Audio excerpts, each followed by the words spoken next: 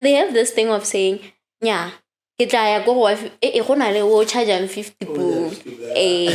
And I'm like, but this is not fair. This is not fair. If you think I'm doing a good job, then you should be willing to pay for it.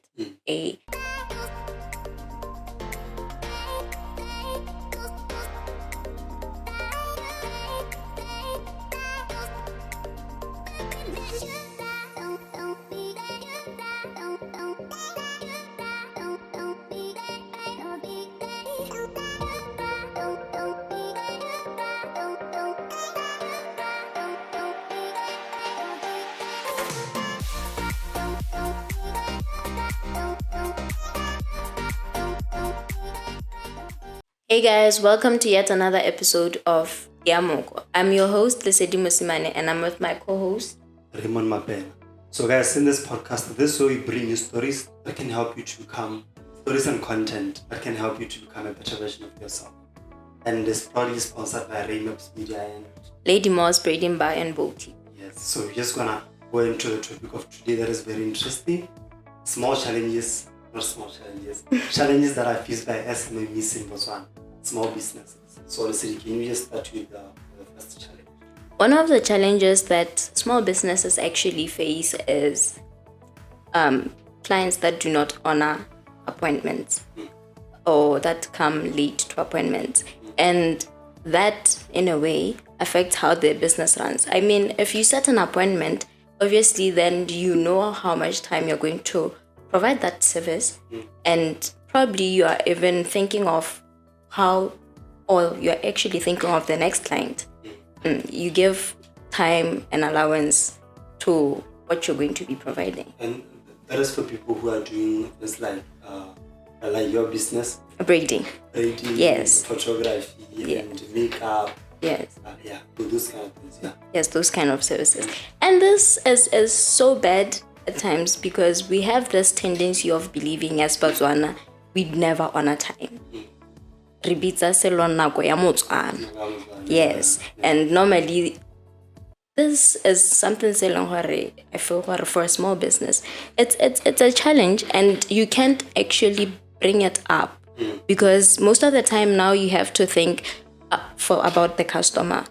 And you can't even tell the customer because you're late, I'm not going to attend to you. Yeah. You have to make... You need the money. You need the money. We're after the bag. And, you can't risk losing that customer.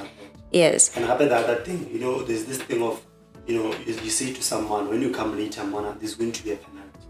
The moment you say that to someone, they run away. So you have no choice but to just... condone that kind of behavior. Exactly. Yes, because you can't afford to have. And when you're running a small business, you know what you need all the money that you can get. Mm-hmm. So the moment you see someone, there's going to be a penalty, and you think, what are going to run away. And more especially when you're doing something that is done by many, and you know what, if I lose this client, it's over for me. Yeah. Exactly. And clientele takes time to actually build it. You can't just say you can't afford to lose that client when you don't have clientele. Those are your regular people. They always come back. You're never too sure of where your next paycheck is coming from. This is not Coca-Cola. Coca-Cola. Hey, come no matter what. All the time. If one person is pissed, the other person is gonna come in. Exactly. Hey. But who hates Coke? I mean. That people hate Coke. Come on. Okay. But the thing is, if you can hate Coke, it doesn't make that much difference. Exactly. So the moment that today you decide I'm gonna hate Coke, someone who decide I'm gonna start liking Coke, and you get replaced. So okay. becomes something. Exactly. So it's a huge challenge, more especially for my field, photography. I know what people normally say. We normally agree with people that sometimes it's cheap to say to someone, we're not comfortable. Let's meet at 10. So when I get as a business person, I get it's 10 o'clock, we are there. But guess what? The person comes 2 hours later. The person comes. Yes, and imagine being 2 hours late. 2 hours is a lot of time. It's a lot of time. And maybe more so that in my field, I'm not so if you come 2 hours, that means what I'm working 2 hours, so I mean you eat my 2 hours, and it's gonna affect what my next appointment. And imagine you not being able to receive a paycheck for that 2 hours lost. Imagine if you were to make the client actually pay for that 2 hours and pay for the time now that you are actually here. I'm charging you for this time, and this is the total amount. They are going to view you as not a nice person. Yeah. But they are usula gore. Let's go to the next challenge. Exactly. One other challenge is families and friendships. Normally, our friends and family expect a certain kind of treatment for the fact that they know you.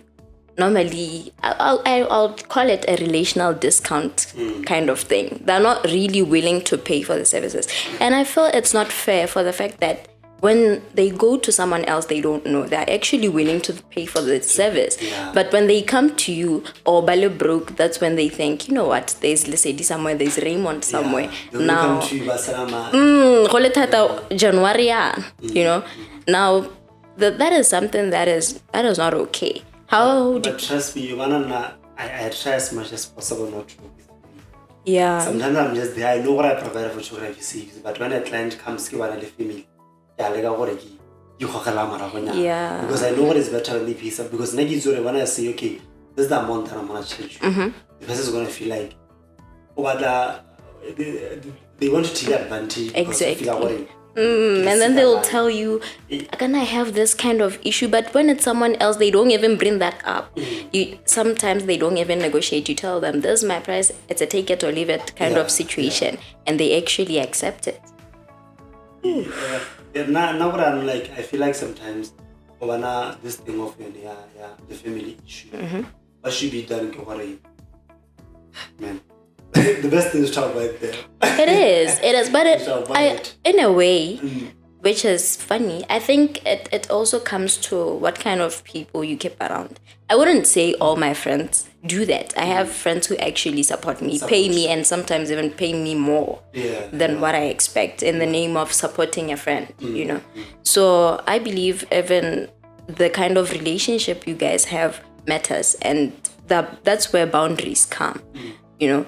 That's where you can actually say, you know what, yes, you're my friend, yes, you're my sister or you're my cousin, but when it comes to business, it's business. You don't know me as Lesedi, you know me as the director of Lady Moss, you know me as the director of Raymond.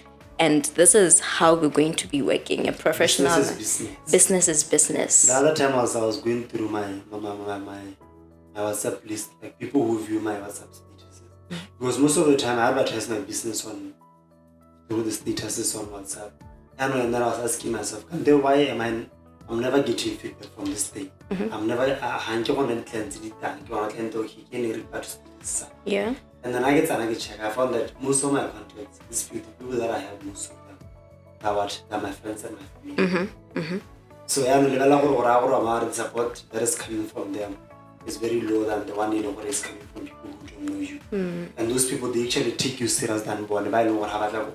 They only come to you only when they need favors. That's where the saying that says your helper is actually a stranger.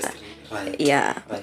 Same as me. Most of the time, the clients I get are people I don't know or people who are recommended by even the people I don't know. But as a family and friends, it's a limited number. But I think this thing of friendship and family also comes to you as the business owner. I feel in a way too, you feel bad for actually charging someone you know. There's that that cringe kind of it. Hey, if I'm going to charge my friend this much, but that's where you know what, hey, the business is not going to grow. I think sometimes can be better if you're working with someone else, and then when you have to attend to like we have to attend the meeting or the negotiation with your relative, and then you send someone else. Yeah. So obviously, if someone is related to you, you have that big spot for them. Attachment. Yeah, now because oh, it's bad. All right. Then there is another issue of funding. normally we face this challenge of I don't have capital. So in a way, I was thinking, but do you think it's advisable to take probably a loan, or is it better to decide, let me save up and start a business? Okay, but let me ask you this before you get to that. Is funding accessible in Botswana? Is it easy to get funds in Botswana? It's not. It's a tiring process. It is a tiring process. I think it demands a lot. It's just a tedious process in a way that there's time to apply for those loans. It's not every business that is eligible for loans. And security. Kind of security. Yes. And for loans you have to actually have collateral to apply for it. Imagine now you don't have anything. We said you don't have a house to actually say this is my security, and you want to apply for a loan. It's so hard. It is. And And getting back to your point, what is it advisable for someone to get a chunk of money when they still have an idea? Now, according to me, I would say no. Imagine someone is getting 500,000. Yeah. They haven't had the moment those are money. Yeah. Excitement. Yeah. And then you start to think about the life that you went through. And then you think about what you went through.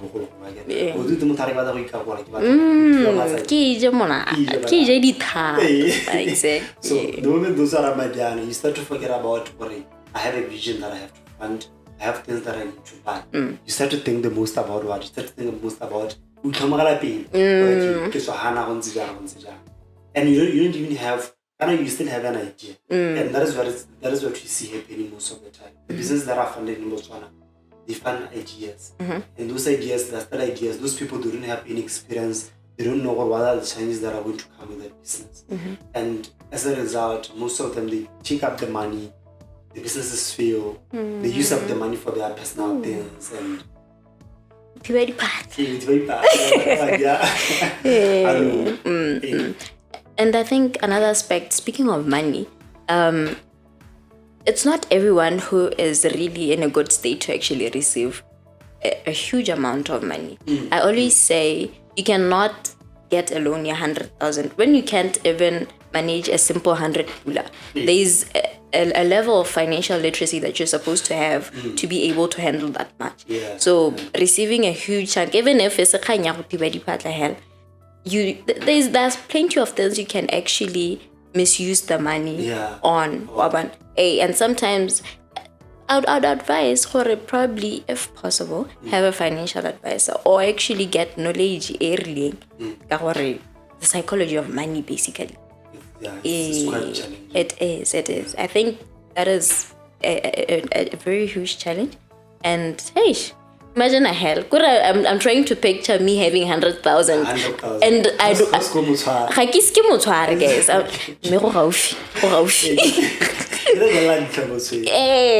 And I'm thinking, if I had 100,000, what really would I use it for? Yes, I want money to actually grow the business, but 100,000 is a lot. It's a lot.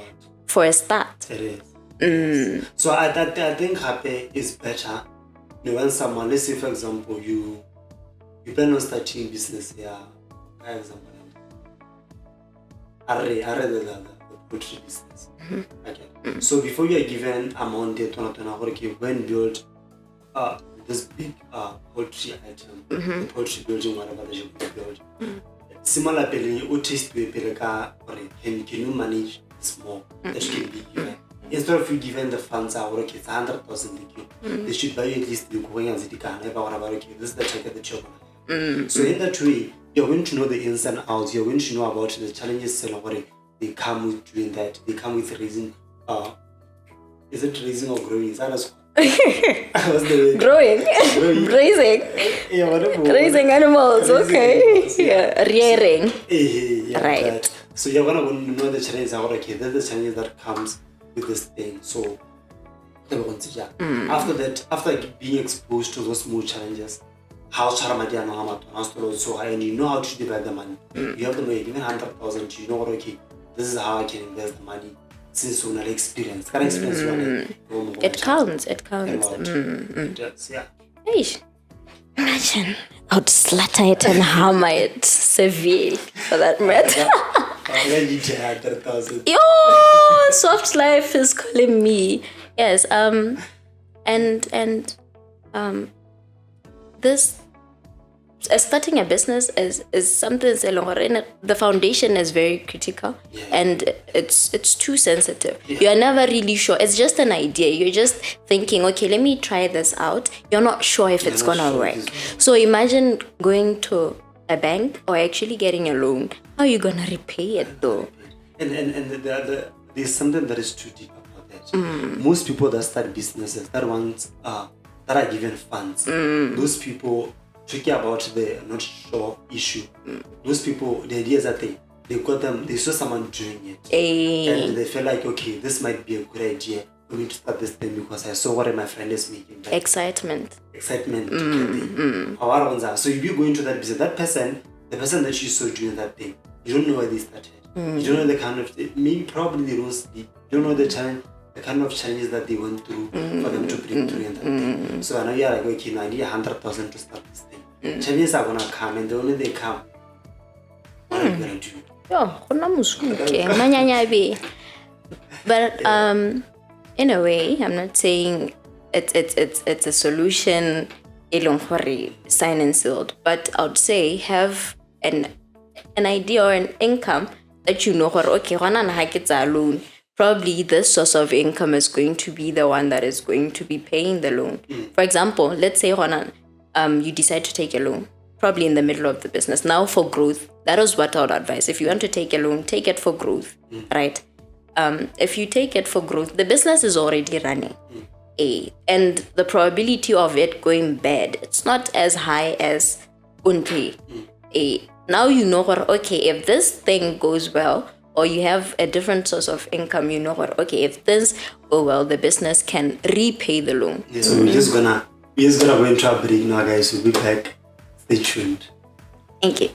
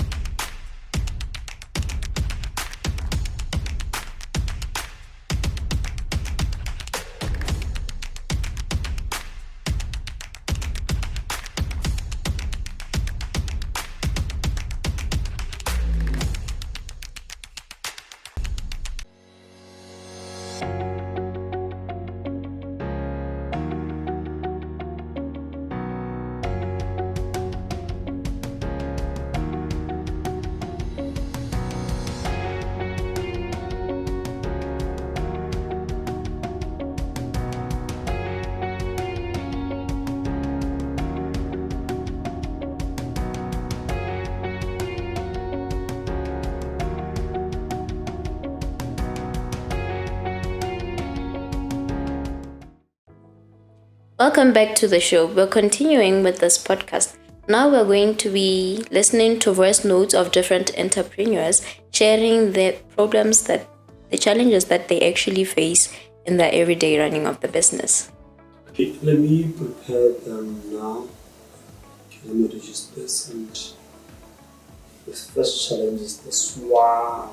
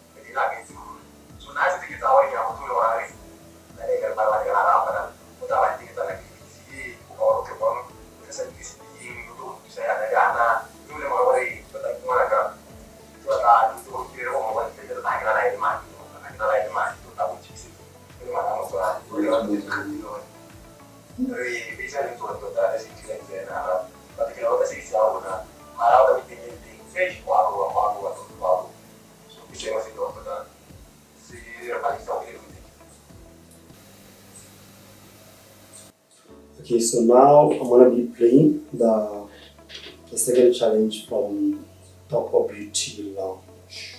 Yeah.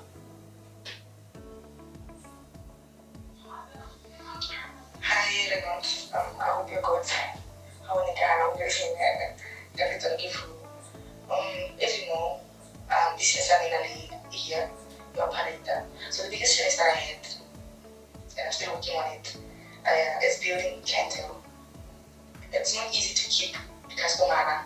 It's not easy. I had to come up with new arts, new styles.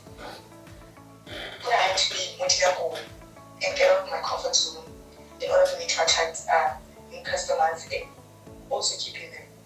The other issue, clients don't respect time. They don't. Even if we have a penalty fee or how about they'll shoot that when I pay this amount of money. How they feel kind of late and more quality yet your day it managed up. Other clients when you say the appointment they know what gains even though but let's say there's a certain amount of money for about gains.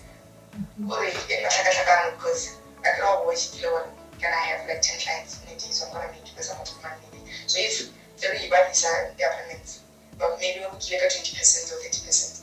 Maybe it's not like a real difference. So those are the challenges they all get at only mostly hard. It's done. Okay, so what I did is that I asked a few of my friends to tell me the challenges that they go through. The first guy was interior design. Yeah. So someone to say to them, they don't honor their appointments again. Someone will say to them, the decision. And prices. Decision. So someone will say to them, you call him but they're not decided, and the pricing someone will say, I can marijuana, but I want to believe for someone will worry they wouldn't give the same treatment that they're giving to the same entrepreneur to establish business. They don't at all. So I wanna Lesedi utlwantsana ba gonyetsa gore okay ke nnanyana ke nnanyana o ipatlela madinyana but I guess I'd hustle. Gongwe ke build a legacy, who knows? Exactly. Yeah. So ba re ipatlela madinyana they don't take you seriously. As much as they can take someone when nobody has to be serious. These people, when they get to big business, they don't negotiate prices. They don't. When someone says, okay, this is the price, that's how but you are the same amount. And then the makeup artist spoke about the issue of time. And she spoke about, I think what she meant is that the market wa beauty and makeup is quite saturated. A lot of people are doing the things. So she needs to be updated. So more TiaMoko, or maybe to improve yourself every now and then so that I can not keep up with the market. So I don't know if this is something that you can comment on, in that. Yeah. The interior designer guy. I feel that this thing he spoke about even negotiating already. In as much as you set a price and people are not willing to pay. Yes, for business it's good to have room for negotiation, but sometimes it's extreme. Okay, I'm providing this service for 250, I can allow 150 here. Obviously, when you set a price, that then stay long, or you take into consideration to get to that price. Especially when we look at things that we interior design. I'm sure when I listen to say long, he is actually paying the things say long, or those softwares. And clients don't normally consider that. Whenever you go, I can't part with this much money to go. This is hard, yes. And I imagine and you haven't had a client in a very long time. Yeah. So imagine a college Maria. I'm gonna lose this person. Just settle for that less or what can I do? But the what can I do will kill you.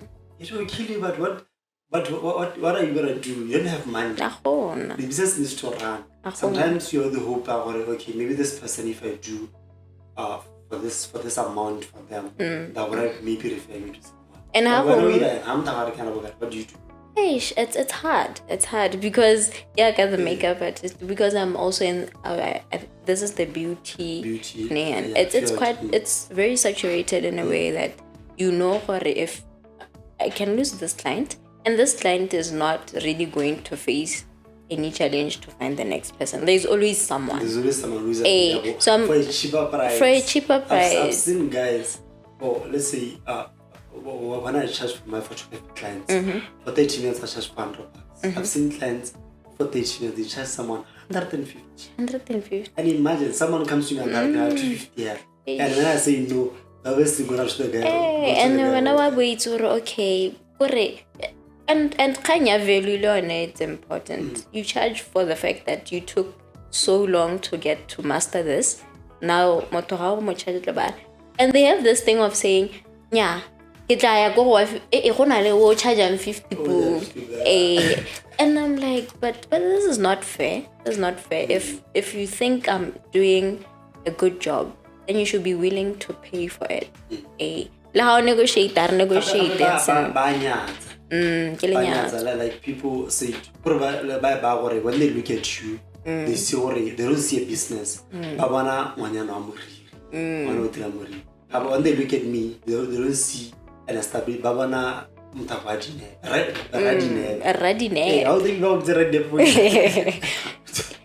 think for businesses it's a challenge because I've had an encounter where at least when I really school you decided to start something. That is how extreme it is. You don't know. You don't know me.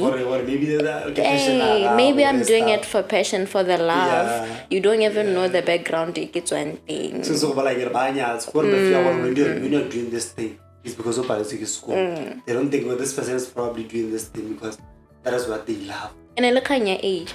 So age it's an aspect where it's supposed to work in our favor. But people will come with an expectation. When I get there, and you know how and then they'll tell you a whole huge list. At least that's where now they take advantage of it. Negotiate them 150.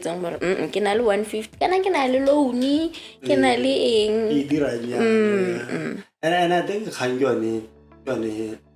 the issue I side hustle. Honestly, I feel like as long as you do something, how something is a side, you mean what there's something that you're giving your attention to, 100% of your attention to. And I doubt they can never be something that can grow to its full potential as long as you're giving it half of that attention. A business grows the moment people are not worried. Treat it like a baby. So however I get side hustle, so just like a side hustle. It doesn't go anywhere because when you are giving it what half of your attention. It's something so So do you think is there a point where you feel like you should call your business a side hustle and then do you have to stay like that, or you have to at some point and then you say, no, this is no longer a side hustle now. This is something that I want to do full time? For me, I feel that it's the intention in the beginning that's important. You always have a picture of where you want your business to go. When you start, obviously, okay, I'm starting a braiding business, but what next? Because I doubt there's anyone who wants to be doing the job themselves for the rest of their lives. Raymond, I don't expect you in the next 10 years for Raymond and probably you want to hire people. So the moment you say it's a side hustle, but why it's now imagine when there's something say long I feel the mind it's something say long it's very sensitive. If you tell it's a side hustle, even the way it thinks there was a time in Nkeloha, but I felt I'm just doing it for extra cash. And at that time I didn't really invest my time, my energy into learning. Even saving, you can't save. Cravings, as long as I have money, when I want ice cream, please, sir. Exactly. If you treat it like that, after you teach someone how to treat your business and you as a person, you take yourself seriously, it becomes easier for the next person to treat you seriously. So it has to be applied also to business. If you treat your business as a business, le motho o mongwe go nna motlhofo. Yes, ke feel like the challenges will always be there, but it's at its minimal. There's a certain kind of attitude you handle it with. In better words, a business has to be an entity on its own. It has to be this different person. So the moment they lower high and side hustle, it's still you. That's when the money comes, you use the money for yourself. Exactly. You don't use it to what for that person, what it's separate from you. Yeah. So I think now we can just go into the solutions to the problems that you mentioned. Even though solution that's almost all. Yeah. I think Caleb will just mention some without having to actually discuss them, because I think we spoke about them in length. The issue of funding, as you were saying, on my side, I would say start with what you have. A business is not business. In as much as the first time you take a decision, I'm starting a business, that is a business. And you use it and it will grow. It will grow eventually. As long as you're intentional about it, then you will get there. And sometimes when you're having conversations with the youth, you ask someone and how they talk about these big projects, construction, those big construction companies. That is the idea that they have in mind. That is a construction company supposed to do. They don't think I could start this thing so the excuse that they give is that since the game is already cedar, but since they got to apply with cedar. And okay, you can finish. Since the game is already waiting for it in semi next week, you can apply. But now when and I think you're not sure what probably you're going to be approved after 20 years. After 20 years. 20 years I would advise for it. It's not wrong to actually take jobs, even if it's not in line with the kind of business you want to start. You can just it's okay, and you can save up to make that capital. The problem is we think starting a business in the beginning.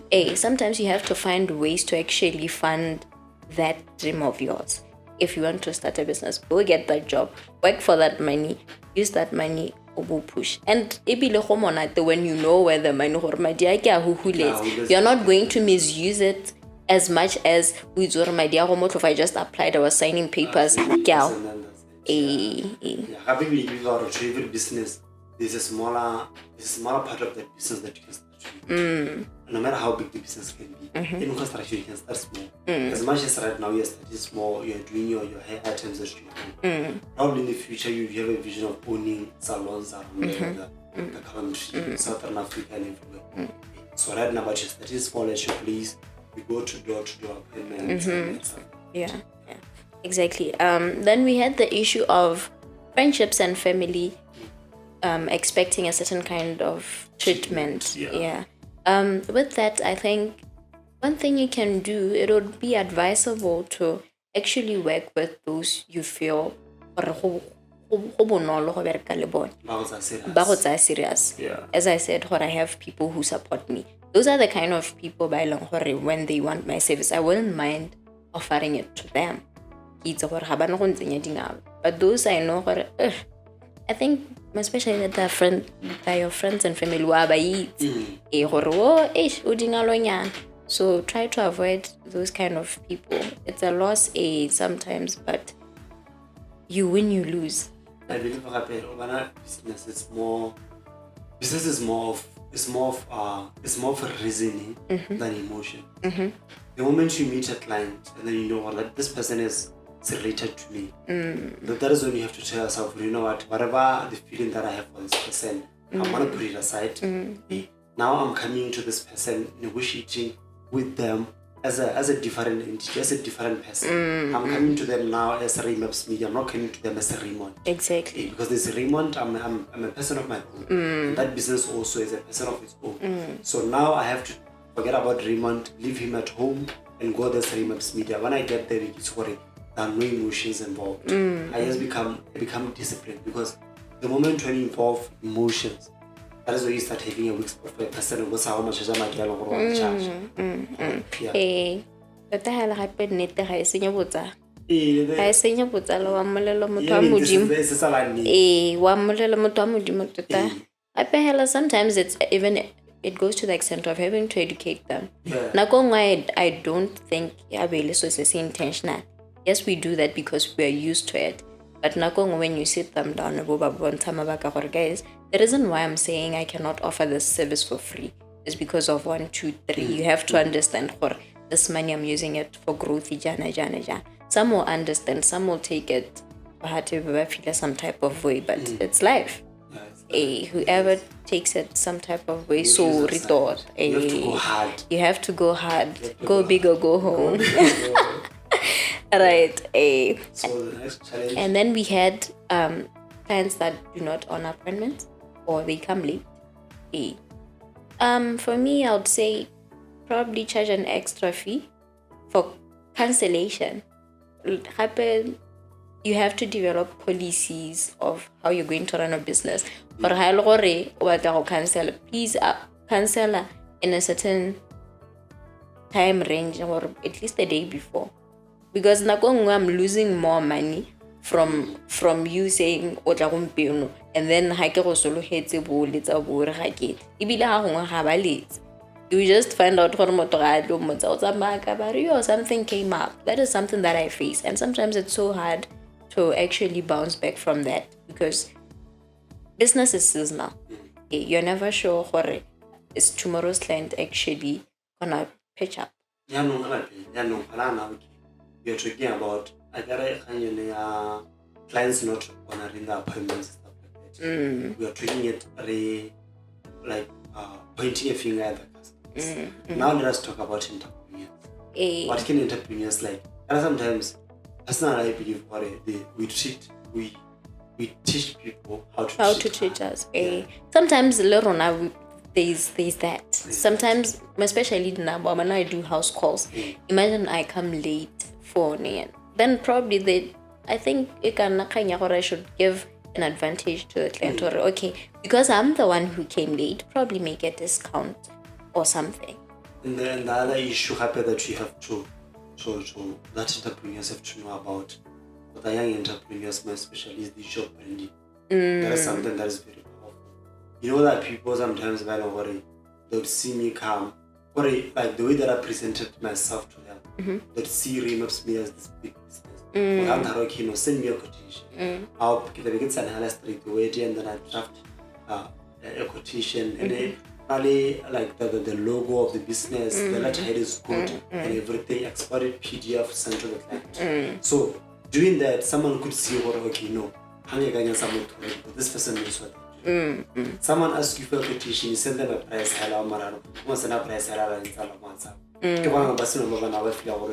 person is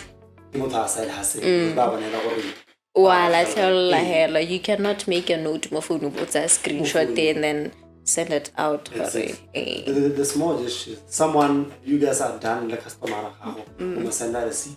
Something that is very small. And you can't tell me what I don't have a receipt book. There's so many upset there and speaking of which, I think another reviews. It's very good to be open for feedback. That is what I normally do. After parting with the client, I normally send them a message to ask if they're happy with the service, what they would like me to improve. Because I believe it's not like I'm trying my best, but obviously to someone it's not the 100% they expected. There's always room for growth. Even as entrepreneurs, it's not that the client is always wrong. Sometimes maybe you don't know how to talk to people. It's going to be a disadvantage for your business. If you're rude to someone, you have pride, probably you didn't do something right, and instead of saying I'm sorry, you resort to fighting or something. And continue on the issue of branding. I believe someone has to be careful of the way that they have a parangati when they go to.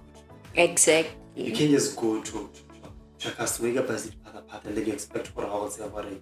Someone who's very serious. So you tell that person or you can treat me and this person already. He just come to work. So and whatever the feedback when they give it to you because of this is how you can treat me. Imagine right now if I'm going to pitch up the shorts, crop top, and I expect someone to actually treat me as a business. It's going to tarnish my name. And when people say that, but sometimes you don't actually look at what you did that made them to respond the way they did. So yeah, I believe that's just about it. Okay, is there any other challenge that we used about? Yeah, I think morongwe it's kanya hore as people we need to diversify. We need to diversify as a nation. That businesses you don't necessarily have to be present all the time. You don't need to be there, Camille. You can do online. Let's try by all means can offer the service. It's very effective to work online.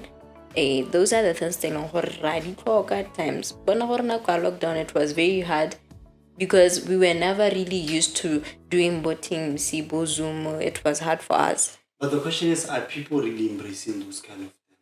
I sometimes talk about the online things. You tell people what I need you to do. I need you to buy my things online. People are not able to but I get some information I got them one and you get scared but I believe that is where even the branding comes from. When you build your brand in a certain way, when your brand can be trusted, it's very easy for someone else or trusted enough to put their details there. I mean, right now we use AliExpress. We can buy things online about Adidas, about Nike, and it's soft. It's okay. Sometimes you're going to always, there's room for the bad experience, but it's not always bad. Sometimes learn and see if it works out for you, great. If it doesn't, life goes on. Yes, I guess that is that we are done. Yeah, we're done. I think that is it for the day. Okay, thank you so much, guys. Thank you so much. You've been an amazing audience. You've been amazing. Don't forget, this podcast is sponsored by Raymond Media. We provide photography services, graphic design services, digital marketing, social media management, and other media-related services. And also sponsored by Lady Moss Braiding Bar and Boutique. Guys, if you want, we specialize in braiding. You can check the page on Facebook, and you can hit me up from there. The numbers, YouTube. Yeah. Please don't forget to subscribe. The Remaps channel is called Remaps, and then as a social enterprise, we are called TiaMoko Entrepreneurship and Personal Development Program, and also that's our name on Facebook, by the way. Anything else? Nope. Bye. Thank you so much. Ciao, ciao.